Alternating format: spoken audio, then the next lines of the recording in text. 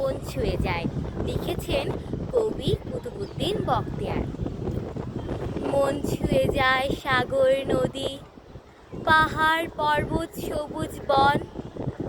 মন ছুঁয়ে যায় আশেপাশে ভালো মনের মানুষজন।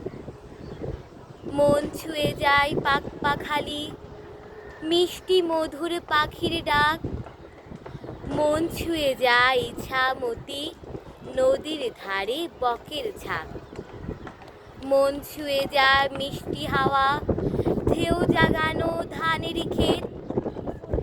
মন ছুঁয়ে যায় দিগন্তমান, চোখ জোড়ানো সবুজ ক্ষেত।